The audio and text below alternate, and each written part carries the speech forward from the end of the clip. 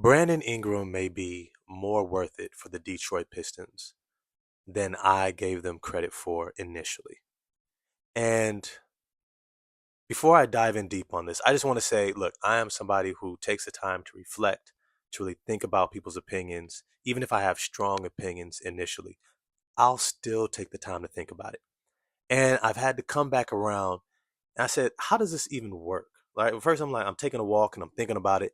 I'm like, could they even put something around this team? Like, Brandon Ingram, what is he going to? He only plays 55, 65 games a year. That's it. That's it. He's missing two-thirds of the season every year. So, and Cade Cunningham's not exactly the Iron Man of the NBA. And, Jalen Duren, he isn't either. And so, if I'm going to give up Ivy, Big Stu, right, draft picks, all this stuff, like, what is it really going to do for me? And so I started looking into free agency and I'm just like, well, who could they really bring in? And then a name popped up to me. Kentavius Caldwell-Pope. KCP, NBA champion 2 times. He won a championship with LeBron James in Los Angeles with the Lakers.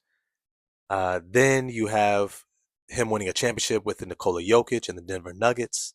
He's a veteran, about 32 years old, looking for a big pay increase. And I said to myself, that may be a guy. He's one of those guys that, as you notice with the Denver Nuggets, who likely are not going to be able to overpay him. He's one of those guys to where he does so much for your team, it's hard to quantify it. His ability to get out in transition and use his speed end to end and finish at the rim, his ability to catch and shoot as well as knock down threes at a high level, off the move, corner threes, his reliability and consistency, his ability to be a point of attack defender.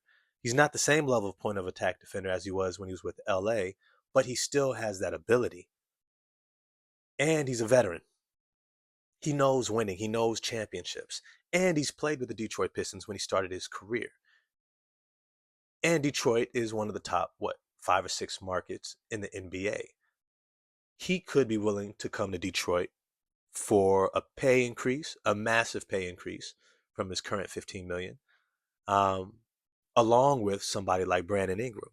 So then I started looking at this lineup and I said, well, okay, you have Cade Cunningham, KCP, Brandon Ingram, Asar Thompson, because you're going to need defense. And then you have Jalen Duren. It starts to kind of make a little sense. You have your scoring, you have your veteran leadership, you have your understanding what it takes to win. You're still young, you're still talented, but maybe you're banking on talent that makes a little bit more sense and you have a little bit more balance with it. Now, you're still more than likely re signing Simone Fontecchio. And so you're getting close to that salary cap, right? Because he's probably going to at least get about 15 to 18 million a year as a 6'8", 6'9" forward sniper who can also defend and rebound and get out in transition, even create off the dribble. He's almost like a poor man's Bojan Bogdanovic, right? And then you have James Wiseman's contract. I think he's somebody you bring back because as a backup center, you can do a lot worse and you can't necessarily do that much better.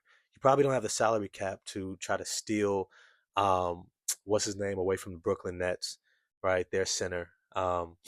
You probably don't really care too much, not too much of an upgrade to go grab a Mason Plumlee or Cody Zeller, and you're probably not going to spend a lot of money on a Jonas Valanciunas, right? Who's a starting NBA center when you already got Jalen Duren.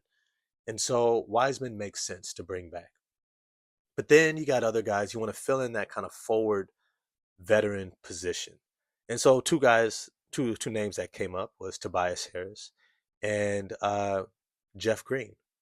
Now, Jeff Green is with the Houston Rockets. He's used to the rebuild, right? And he's a veteran. He's not somebody you're bringing in to rely upon heavily, but he's going to play a solid role for you.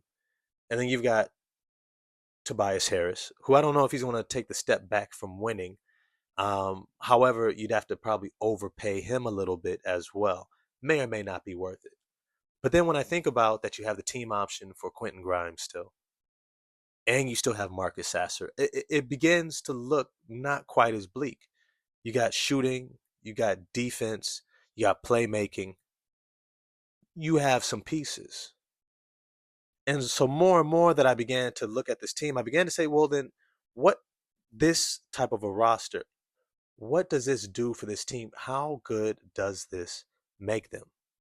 And so I started to run through the Eastern Conference and I said to myself, well, does it make them better than the top?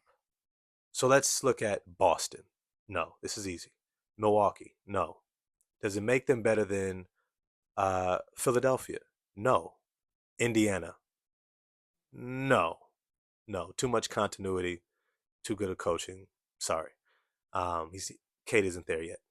Are they better than New York? Probably not. No.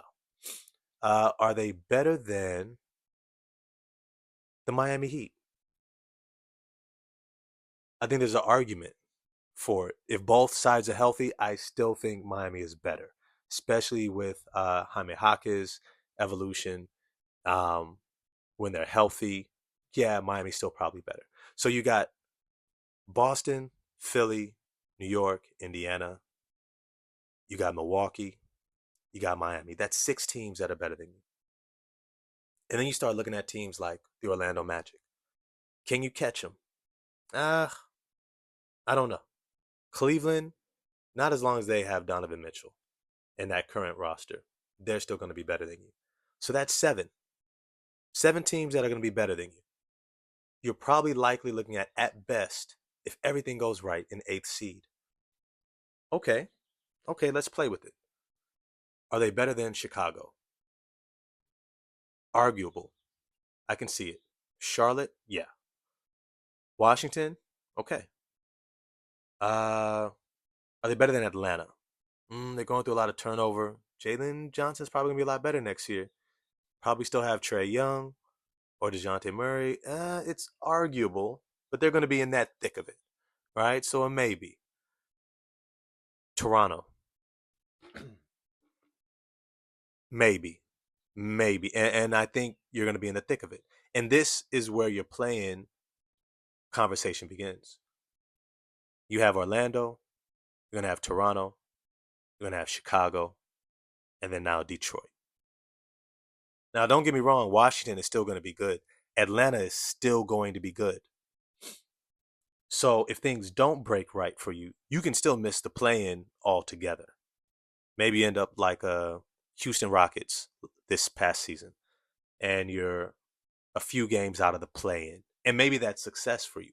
But you got to answer me this. Does that make you any better than where you would have ended with this current rendition of the roster? Now, if everything goes right, you might be a number 8 seed. Let's say you get out of the play-in and you're an 8th seed, probably first round exit to the Boston Celtics or Philadelphia or Milwaukee or New York, right? But maybe that's worth it for you. I think best case scenario with this current roster, you make the play-in. And so there's a higher ceiling with the Brandon Ingram KCP. But something else that I began to consider is I also said to myself, well, there was another story of a number 1 draft pick that a team in the same division of the Detroit Pistons tried to quickly move things forward with, and that was LeBron James. And they tried to bring in a bunch of guys who were at their prime, maybe a little bit past it, maybe not the most reliable, right? And he ended up never being able to get to where he wanted. He could not see himself consistently competing at the top. But then something I said to myself is, well, but Jalen Duren is here, and Asar Thompson is still here. I really like Marcus Sasser still, and Quentin Grimes. And I think James Wiseman might still continue to ascend and develop. Simone Fontecchio as well. And Brandon Ingram is still under 30. About, 28, I believe? 26, 28? So I said, it's a better situation than what LeBron had because you had young talent that's still growing with him. Now, this is the caveat. You're going to be a potential play-in team, and after you extend Cade this offseason, you'll have Brandon Ingram who will need that max extension in 2 years.